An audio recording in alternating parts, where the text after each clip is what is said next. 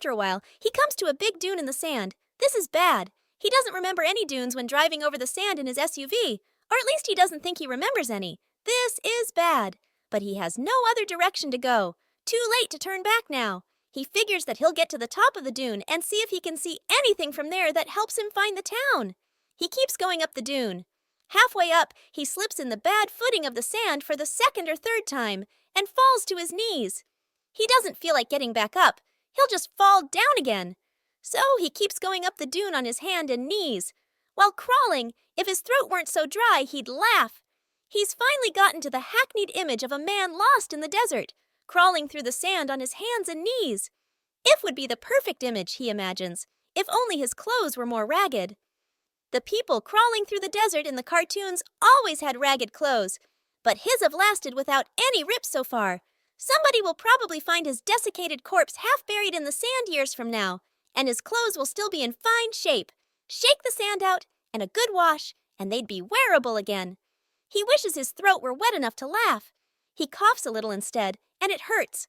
He finally makes it to the top of the sand dune. Now that he's at the top, he struggles a little, but manages to stand up and look around. All he sees is sand, sand, and more sand. Behind him, about a mile away, he thinks he sees the rocky ground he left to head into this sand. Ahead of him, more dunes, more sand. This isn't where he drove his SUV. This is hell, or close enough. Again, he doesn't know what to do. He decides to drink the rest of the wiper fluid while figuring it out. He takes out the bottle and is removing the cap when he glances to the side and sees something in the sand. At the bottom of the dune, off to the side, he sees something strange. It's a flat area in the sand. He stops taking the cap of the bottle off and tries to look closer. The area seems to be circular, and it's dark, darker than the sand. And there seems to be something in the middle of it, but he can't tell what it is. He looks as hard as he can and still can tell from here. He's going to have to go down there and look. He puts the bottle back in his pocket and starts to stumble down the dune. After a few steps, he realizes that he's in trouble. He's not going to be able to keep his balance. After a couple of more sliding, tottering steps, he falls and starts to roll down the dune. The sand is so hot when his body hits it that for a minute he thinks he's caught fire on the way down, like a movie car wreck flashing into flames as it goes over the cliff before it ever even hits the ground. He closes his eyes and mouth, covers his face with his hands, and waits to stop rolling. He stops at the bottom of the dune. After a minute or two, he finds enough energy to try to sit up and get the sand out of his face and clothes.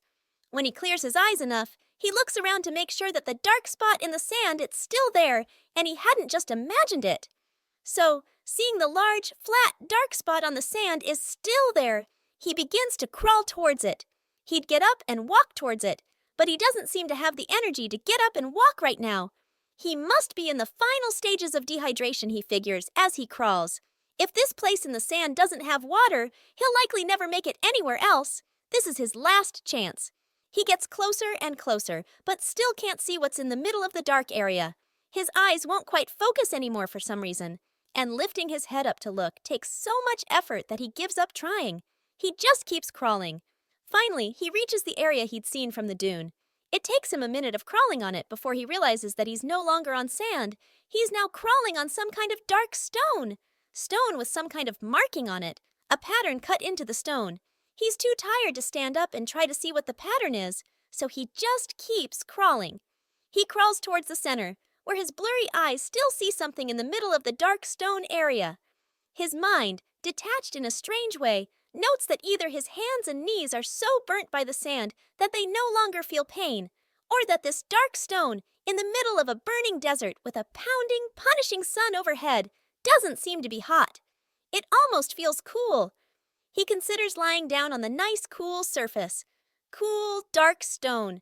Not a good sign. He must be hallucinating this. He's probably in the middle of a patch of sand, already lying face down and dying, and just imagining this whole thing. A desert mirage. Soon the beautiful women carrying pitchers of water will come up and start giving him a drink. Then he'll know he's gone. He decides against laying down on the cool stone. If he's going to die here in the middle of this hallucination, he at least wants to see what's in the center before he goes. He keeps crawling. It's the third time that he hears the voice before he realizes what he's hearing. He would swear that someone just said, "Greetings, traveler. You do not look well. Do you hear me?" He stops crawling. He tries to look up from where he is on his hands and knees, but it's too much effort to lift his head. So he tries something different. He leans back and tries to sit up on the stone. After a few seconds, he catches his balance, avoids falling on his face, sits up, and tries to focus his eyes. Blurry. He rubs his eyes with the back of his hands and tries again. Better this time. Yep, he can see. He's sitting in the middle of a large, flat, dark expanse of stone. Directly next to him, about 3 feet away, is a white post or pole about 2 inches in diameter and sticking up about 4 or 5 feet out of the stone at an angle. And wrapped around this white rod, tail with rattle on it hovering and seeming to be ready to start rattling, is what must be a 15-foot-long desert diamondback rattlesnake looking directly at him. He stares at the snake in shock. He doesn't have the energy to get up and run away. He doesn't even have the energy to crawl away. This is it, his final resting place. No matter what happens, he's not going to be able to move from this spot. Well, at least dying of a bite from this monster should be quicker than dying of thirst. He'll face his end like a man. He struggles to sit up a little straighter. The snake keeps watching him. He lifts one hand and waves it in the snake's direction, feebly. The snake watches the hand for a moment, then goes back to watching the man, looking into his eyes. Maybe the snake had no interest in biting him. It hadn't rattled yet. That was a good sign. Maybe he wasn't going to die of snake bite after all. He then remembers that he'd looked up when he'd reached the center here because he thought he'd heard a voice. He was still very woozy. He was likely to pass out soon. The sun still beat down on him, even though he was now on cool stone. He still didn't have anything to drink, but maybe he had actually heard a voice. This stone didn't look natural.